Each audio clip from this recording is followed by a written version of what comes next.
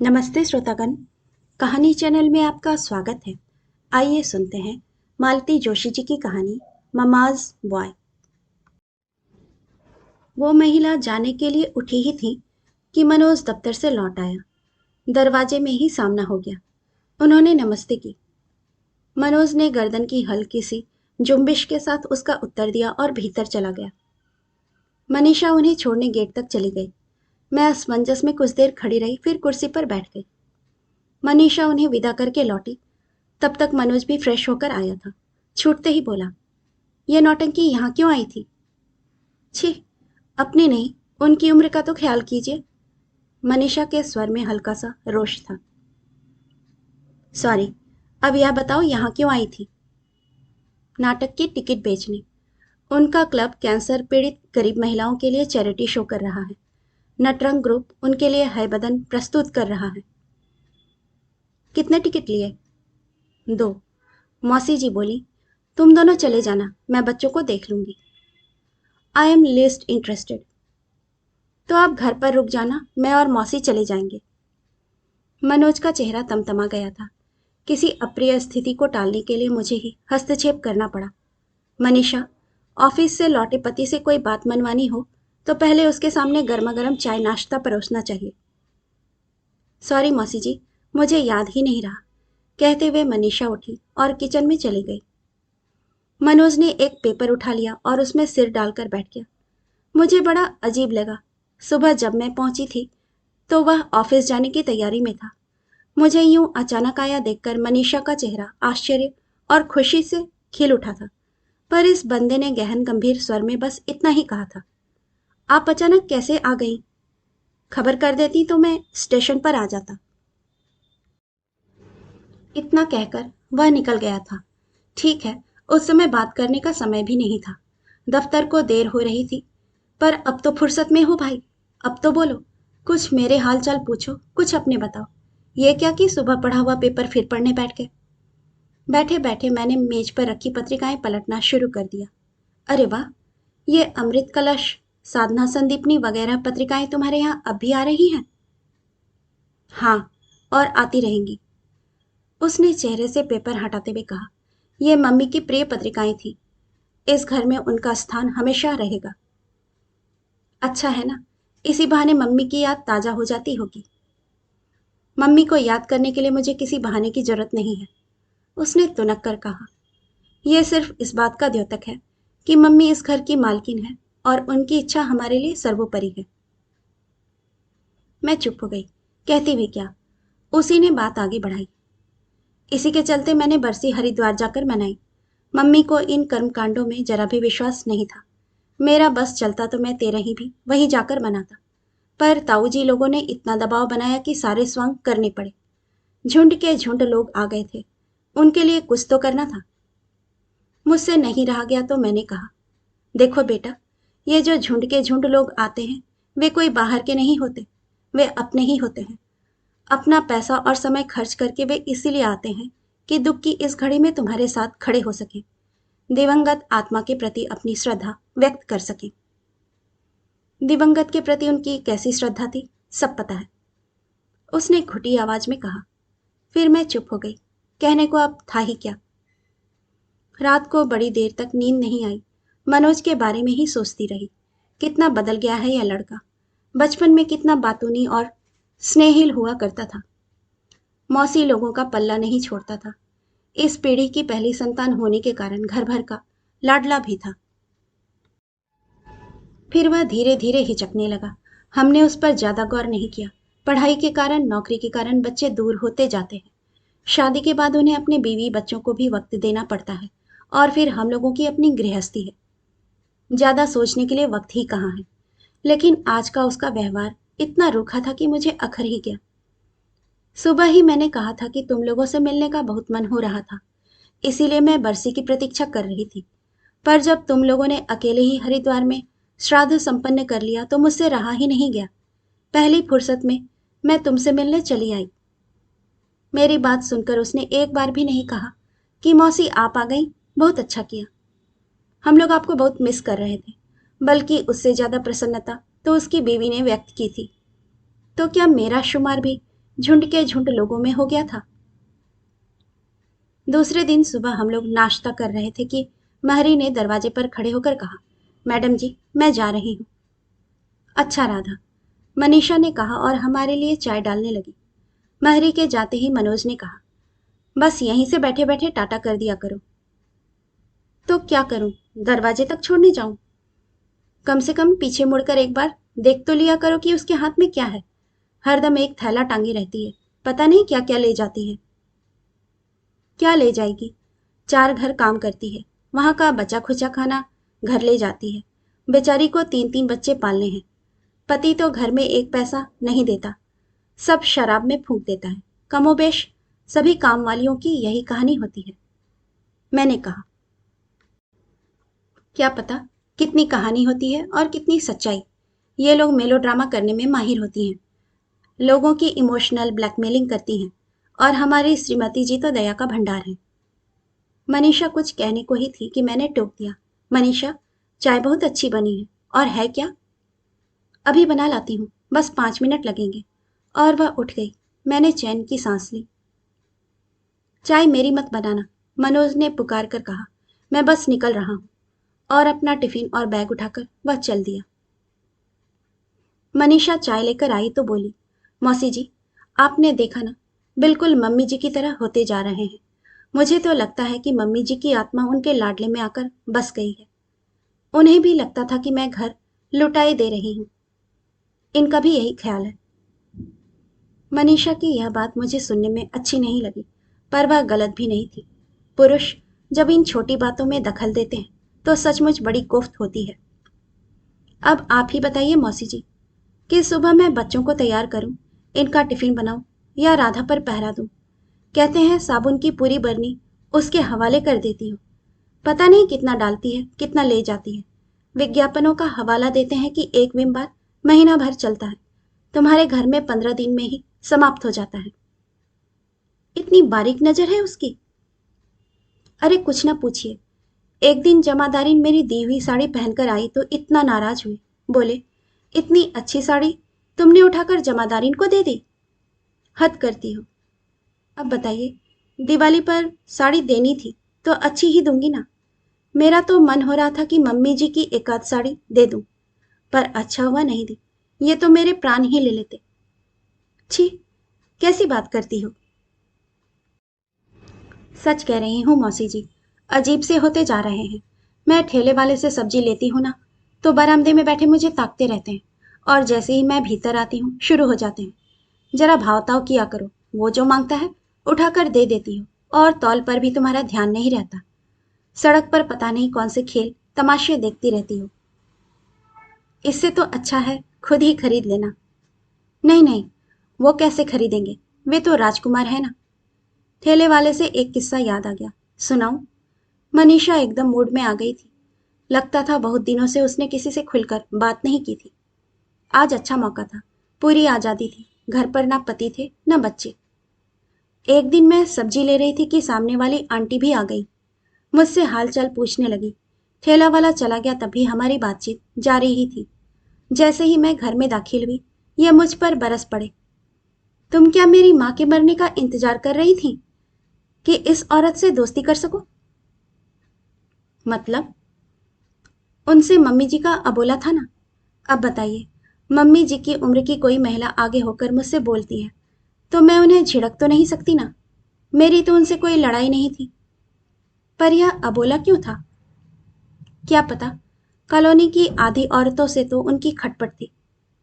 अबोला था, और जिन लोगों से उन्हें चिढ़ थी, उनके बेटे को भी उन लोगों से एलर्जी थी। पर दीदी ऐसी झगड़ालू तो नहीं थी। झगड़ालू नहीं थी, पर किसी किसी के लिए उनके मन में गांठ पड़ जाती थी, पता नहीं क्यों। एक किस्सा सुनाती हूँ। पापा जी की जब डेथ हुई, उनके एक कलीग अमेरिका में अपने बेटे के पास गए हुए थे, लौट कर आए, तब उन्हें इस हादसे का पता चला। दोनों पति पत्नी फौरन मिलने चले आए। उनका फोन आते ही मम्मी जी ने साफ कह दिया, वे बाहर नहीं आएंगी, वे किसी से मिलना नहीं चाहती। वे लोग आए तो मैंने बहाना बना दिया कि उनकी तबीयत ठीक नहीं है। वे सज्जन तो बाहर बैठे रहे। श्रीमती जी हाल चाल पूछने कमरे में चली गईं। मम्मी जी आराम से कुर्सी पर लेटे लेटे पुस्तक पढ़ रही थी। मेहमान देखकर उन्होंने पुस्तक तो रख दी, पर न उठी न कुछ बोली, बस टुकुर टुकुर देखती रही। दो चार औपचारिक वाक्य बोलकर वो महिला बाहर निकल आई। मुझे इतनी शर्म आ रही थी, मैंने उनसे खूब माफी मांगी, पर वे बोली, तुम क्यों माफी मांग रही हो, यह तो अपेक्षित ही था। वे कभी हम लोगों से बात नहीं करती। शादियों, ऑफिस के फंक्शंस में हम लोग मिलते रहे हैं, पर उन्होंने कभी बात नहीं की, बल्कि आज करती तो मुझे आश्चर्य होता। इसीलिए मैंने मना भी किया था, पर पतिदेव नहीं माने। बोले, ऐसे मौकों पर पुरानी बातों को भूल जाना चाहिए। वैसे बात कुछ थी भी नहीं, पर पता नहीं उनके दिमाग में क्या चलता रहता था। मनीषा, कई बार लोग हीनबोध से इतने ग्रस्त हो जाते हैं कि सारी दुनिया उन्हें शत्रु लगने लगती है। पर हीनबोध क्यों? किस लिए? लोग भूल जाते हैं कि उनके पास क्या खूबियां हैं, बस अपनी खामियों को लेकर बिसुरते रहते हैं। अब ये हमारी दीदी को ही देख लो। शादी से पहले इतना अच्छा गाती थी, स्कूल में कॉलेज में हमेशा इनाम पाती थी, रिश्ते की शादियों में, मोहल्ले के गणेशोत्सव में, दादी के सत्संग मंडल में उनकी बड़ी मांग होती थी। कढ़ाई बुनाई में माहिर थी, उनके हाथ की सफाई देखते बनती थी। कितनी सुंदर अल्पना डालती थी, तीज त्योहार पर पूरे घर को पूर देती थी। उनकी रसोई की निपुणता तो तुमने भी अनुभव की होगी। हाँ, खाना बनाना तो मैंने यहीं आकर सीखा है। पर आप बता रही थी कि मम्मी जी बड़ा अच्छा गाती थी। मैंने तो उन्हें कभी गुनगुनाते भी नहीं सुना। वही तो बता रही हूँ, शादी के बाद उनकी सारी खूबियों में जैसे जंग लग गया। उसका कारण भी है, तुम तो जानती हो, हिंदुस्तान में नई बहू की गुणवत्ता परखने के दो मानदंड हैं, रूप और रुपया। हम मध्यम वर्गीय माता पिता की संतानें हैं। अपनी तीनों बेटियों की शादियां उन्होंने खूब धूमधाम से की, पर बोरी भरकर रुपया नहीं दे सके। हम दोनों की ससुराल में पैसों की अहमियत ज्यादा थी। रुपयों की कमी को पाटता है रूप, और तुम तो जानती हो, हिंदुस्तानी व्यक्ति के लिए रूप का पर्यायवाची है रंग, गोरा रंग। दीदी यही मात खा गई। उनके नाक नक्श तीखे थे, आंखें बड़ी बड़ी कजरारी थी, बाल घने लंबे काले थे, कदकाठी सुडौल थी, पहनने ओढ़ने का सलीका उनके पास था, पर उनका रंग जरा दबा हुआ था। इस एक कारण से उनके सारे गुण फीके पड़ गए। इसी कारण शायद ससुराल में उनका यथोचित स्वागत नहीं हुआ। उन्हें आलोचना और उपेक्षा सहनी पड़ी। उन्होंने कभी कुछ कहा नहीं, पर समझ में तो आता है ना। नई नवेली का उल्लास कभी उनके चेहरे पर झलका ही नहीं। वे मन ही मन बुझ गई थी जैसे। अगर पति का सहानुभूति भरा हाथ पीठ पर हो तो औरत सारी अवहेलना और उपेक्षा झेल जाती है। पर जीजाजी के लिए क्या कहूं? कई पुरुषों के पास वह सोच, वह समझ होती ही नहीं है। दीदी धीरे धीरे अपने आप में सिमटती चली गई, अपने रखरखाव के प्रति उदासीन हो गई। साज श्रृंगार से उन्हें विरक्ति सी हो गई। हम दोनों बहनें उन्हें खूब डांट लगाती, कहती कि दुनिया भर की औरतें हमेशा जवान बनी रहने के लिए तरह तरह के जतन करती हैं, कैसे कैसे नुस्खे अपनाती हैं, पर तुम हो कि असमय बुढ़ापे को निमंत्रण दे रही हो। हम उन्हें ब्यूटी टिप्स देते, उपटन बनाकर देते, तरह तरह की क्रीम लाकर देते, पर सब व्यर्थ हो जाता था। मौसी, उन्हें जैसे भी रहना था वह उनका अपना फैसला था, उससे किसी को कोई शिकायत नहीं हो सकती। पर होता क्या था कि जो लोग टिप टॉप स्मार्टली ड्रेसअप होती, स्टाइलिश लुक में नजर आती, उनसे मम्मी को चिढ़ हो जाती। वे उन्हें तरह तरह के नाम दे डालती, छम्मक छल्लो, heroine, miss India, fair and lovely. बूढ़ी घोड़ी लाल लगाम तो उनका तकिया कलाम था। अब मुश्किल ये है कि ये भी उन्हीं की तरह सोचने लगे हैं। रोज तो आप देख ही रही हैं कितनी सादगी से रहती हूँ, पर कहीं फंक्शन में जाने के लिए तैयार होती हूँ तो इतनी टोका टाकी करते हैं कि क्या बताऊं। इतनी डार्क लिपस्टिक क्यों लगाई है? साउथ इंडियन हीरोइन की तरह बड़ा लंबा सा गजरा क्यों लटका लिया है? ये झुमके तुम्हारे चेहरे से भी बड़े लग रहे हैं। सुन सुनकर बोर हो जाती हूँ मैं, सारा मूड हवा हो जाता है। लगता है अगर यही हाल रहा तो एक दिन मैं भी मम्मी जी की तरह निसंग हो जाऊंगी। ए लड़की, खबरदार जो ऐसा किया, बहुत पिटोगी। मैंने उसे प्यार से डपट दिया। वह हंस पड़ी और मुझसे लिपट गई। मुझे मनीषा पर बड़ी दया आ रही थी। इतनी प्यारी लड़की है, ऐसे सन की सोल्जर के साथ कैसे निभा रही है, ईश्वर जाने। मेरी लेकिन उसने खूब खातिरदारी की, मुझे खूब घुमाया, मॉल ले गई, बिरला मंदिर में दर्शन कराए, शहर की मशहूर चाट खिलाई। बच्चे स्कूल में थे उतनी देर में हम लोगों ने एक मैटिनी देख ली। उसका बहुत मन था एक रात कहीं बाहर खाने का, पर मनोज के पास समय ही नहीं था। उसकी मेरी मुलाकात सुबह नाश्ते के समय होती या फिर रात को खाने की मेज पर। बाहर खाना खाने का मुझे खास शौक नहीं था, पर ड्राइंग रूम में बैठकर देर रात तक गपशप तो की जा सकती थी, पर वह भी नहीं हुआ। मनोज सचमुच बिजी था या मुझसे बच रहा था। मनीषा ने बताया था कि स्मार्ट, स्टाइलिश या टिप-टॉप महिलाओं से मम्मी जी को बहुत चिढ़ थी, और जिनसे उन्हें चिढ़ थी, उन लोगों से बेटे को भी एलर्जी थी। मुझे याद आया, जीजाजी हमेशा मुझे स्मार्ट बेबी कहते थे। पिंकी को पिंकी द ग्रेट कहकर बुलाते थे, और मैं शो स्मार्ट बेबी। क्या मेरे स्मार्टनेस दीदी को भी अखरती थी? क्या जीजाजी की प्रशंसा उन्हें चुभती थी, खलती थी? क्या मैं भी उनके शक के दायरे में थी? मनोज की बेरुखी कहीं उसी का प्रतिबिंब तो नहीं? सोचकर मन खट्ट सा हो गया। आखिर मेरे जाने का दिन आ पहुंचा। वादे के मुताबिक मनोज घर जल्दी आ गया था। मुझे स्टेशन पर उसे ही छोड़ना था। बच्चों की ट्यूशन का समय था, तो मनीषा का घर में रहना जरूरी था। अश्रु सिक्त नैनों से उसने घर से ही मुझे विदाई दी। ट्रेन 5-10 मिनट लेट थी। प्रतीक्षा में खड़े हम दोनों इधर उधर की बातें करते रहे। इतनी फुर्सत में वह मुझे पहली बार मिला था। एकाएक मैं भावुक हो आई। मनोज, मैंने कहा, तुम जानते हो, मौसी को कहीं कहीं मासी भी कहते हैं। मतलब है माँ जैसी। मौसी और माँ में कोई अंतर नहीं होता, दोनों एक ही ममता देती हैं। इसीलिए जब भी कभी मम्मी की याद आए, बेखटके मेरे यहाँ चले आना, मुझे बहुत अच्छा लगेगा। थैंक्स, उसने अपने गहन गंभीर स्वर में कहा। थैंक्स फॉर द इनविटेशन, मौसी। पर माफ कीजिएगा, मैं मम्मी की जगह किसी और की कल्पना ही नहीं कर सकता। She was and is the one and only for me. Thanks all the same. मैं तो सन्न रह गई। इस लड़के ने माँ के नैन नक्श तो लिए ही हैं, क्या उसकी तीखी जबान और तुनक मिजाजी भी विरासत में ली है? बहुत बुरा लगा, अपने लिए कम, मनीषा के लिए ज्यादा। रात को ट्रेन में अपनी बर्थ पर लेटी मैं उसी के बारे में सोच रही थी। माँ का नाम लेते ही यह लड़का इतना आक्रामक क्यों हो जाता है? इसे ऐसा क्यों लगता है कि सामने वाला उसकी माँ की अवमानना कर रहा है? शायद उसने बचपन से अपनी माँ को अकेले अन्याय से जूझते, उपेक्षा सहते देखा है। इसीलिए उसके अवचेतन में यह भाव बैठ गया है कि माँ की रक्षा उसे ही करनी है। अनजाने में ही वह माँ की ढाल बन गया है। माँ की मृत्यु के बाद भी उसकी गरिमा के प्रति सचेत है, सतर्क है। काश बेटे की 1/4 संवेदनशीलता भी अगर जीजाजी के पास होती, तो आज इतिहास दूसरा होता।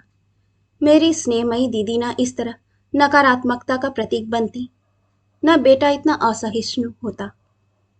काश। कहानी सुनने के लिए आपका धन्यवाद।